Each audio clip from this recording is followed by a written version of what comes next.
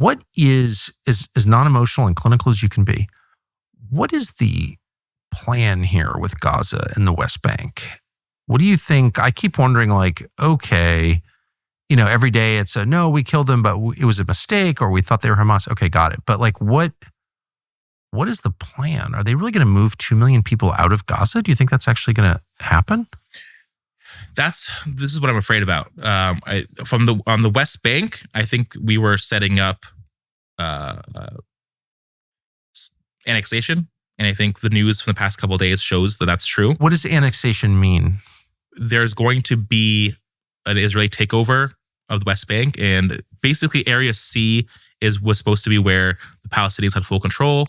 The Israelis want to take over that and call the entire West Bank, and call it say it's part of Israel. And then do the Palestinians who live there get voting rights? These are all questions that they have not answered, and I don't believe anyone wants to answer. Why? It's such an obvious question. I know. What's your plan? Why does no one ask that question? Like, what people even the IDF in some occasions ask, like, "Hey, this is a military takeover. What are we going to do?" Like, and the ministers don't care. For whatever it's worth, it's not my country, and I'm not that interested. But I just notice that the IDF, for all the grief that it takes, has actually been a voice of restraint in Gaza and the West Bank, at least publicly. They're like, wait a second, you're asking us. I mean, they're just a military. They flagged going into Gaza City. They're like, hey, this is going to be exactly the same thing.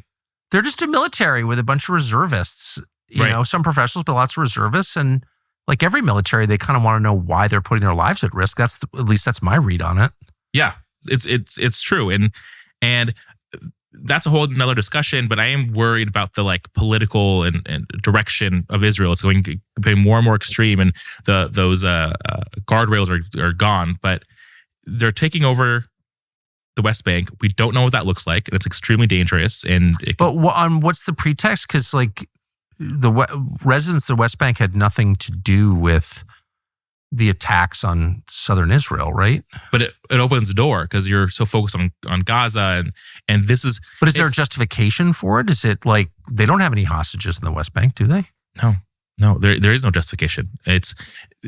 What's awful is that instead of focusing on securing the release of the hostages or just securing their own country, they've used this entire war, it's nearly 2 years now, to pursue opportunities. We're going to bomb Beirut and kill all these civilians. We're going to bomb Syria, kill civilians on too many occasions there. The bombing raids on Yemen, start a potential war with Iran that if President Trump hadn't ended it, could have gotten into could have spiraled. And so it's very dangerous that we're letting Israel take the front seat of our U.S. foreign policy when we have the power to end these wars. Well, we're paying for them. We're paying for them. And we paid for the Israeli strikes on Iran. And I've said this to, anyone who will listen. I think this will end the Republican Party. I don't think they're going to get elected to anything anytime soon after this if they don't pull back and establish independence from this Israel or any other foreign power. It's not about Israel. It's about letting any other foreign country run your country. You can't have that. Everyone hates it. It's super unpopular and it's very obvious.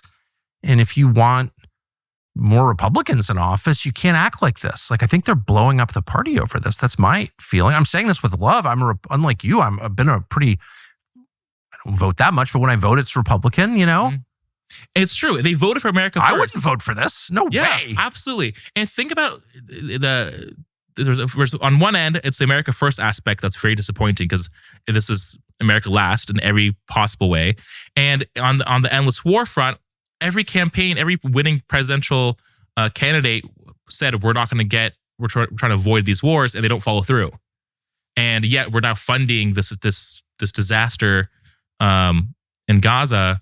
But do you think that estimates vary. We don't know how many people have been killed in Gaza. Mm-hmm. No one's allowed to find out. It's like, the 60K is definitely much more than that. What do you think the real number is in Gaza? I've read other folks who've give their estimates, and it's always 100,000 up to 200,000, even more. So the numbers that I've seen on the estimate scale are horrific. Do our intel agencies have good estimates on this? I would imagine. But those haven't percolated down to the State Department at your level anyway. Yeah. No, absolutely not. And I wish we could be discussing this.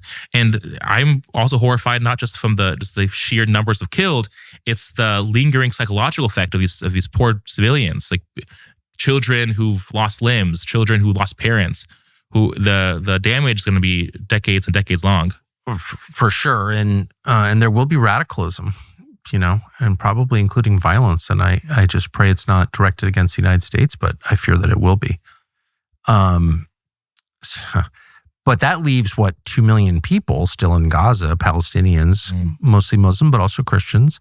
What happens to them? I just keep wondering what happens to them. So we've done a lot of segments over many years attacking college. Most of them are not worth sending your kids. They're definitely not worth paying for. In fact, they're counterproductive. They're the source of a lot of this country's problems. But that doesn't mean that all colleges are bad. We've looked far and wide for good ones, and Grand Canyon University is near the top of the list. It's a private Christian university located in the Arizona mountains, the best part of Arizona. Grand Canyon believes that every one of us is endowed by God with inalienable rights, life, liberty, and the pursuit of happiness. Rights are not something that politicians give us. Rights are something they are sworn to uphold and defend. It's a totally different way of looking at the world. At GCU, purpose starts with service equipping students to affect their families, communities, and the world for good. Whether you're called to business, education, ministry, whatever it is, Grand Canyon University helps you honor that calling while glorifying God through your work. Real purpose in life. Over 340 academic programs offered online, on campus, in hybrid formats. Take your pick. GCU makes education accessible and is tailored to you and your goals. Whether you're starting fresh, you're going back to school to advance your career, if you're ready to pursue a degree and a purpose, Grand Canyon University, GCU, is ready for you. It's private, it's Christian, it's affordable. Visit gcu.edu today. The policy, the comments, the policies have always shown a certain disdain. It's like, oh, we'll pay them off for them to move out. They're not actually starving. It's all these. They're not only are they getting bombed and lose their homes and their family members, they're being like thrown around like this annoyance. And it's horrible. But just based on the reporting, it looks like we are trying to push them out to a different country. Every 2 months, there's a new rumor. It seems like we're talking to these other countries in Africa. The U.S. government is? Well, depends on each specific case. There has been reporting that Israel's trying to do this on their own, and if we're involved. And there's also been some reporting on whether our own government officials have spoken with like the Libyan government as well. So do you think it's possible that U.S. government officials have talked to foreign governments about accepting the population of Gaza as refugees? Do you think that's possible? Yes. Do you think that happened? It's probable. That's disgusting. I mean, that's just like shocking to me. I don't want to believe that could be true. Yeah. And why are we doing that? What do we have to do with this? Right. And it's always about our diplomatic power. Like Israel's diplomatic power is limited, but who can get these objectives done? We can. So that's why. In our last act as a superpower. Yeah. That's why these officials from Embassy Jerusalem are dangerous, because they're that connection's being made. So what? So you don't know, bottom line, what the plan is for the population of Gaza or the West Bank. Yeah, I do know they cut my line on forced displacement, and now there's new reporting on them moving them out of Gaza. So it's not headed into the right direction. So America is for forced displacement. I think this country was founded by people. This is so bonkers. Thanks for watching our YouTube channel. We hope you'll subscribe to it. And by the way, you can hit the little bell on there and get notifications every time we produce a video. We hope you'll do that also.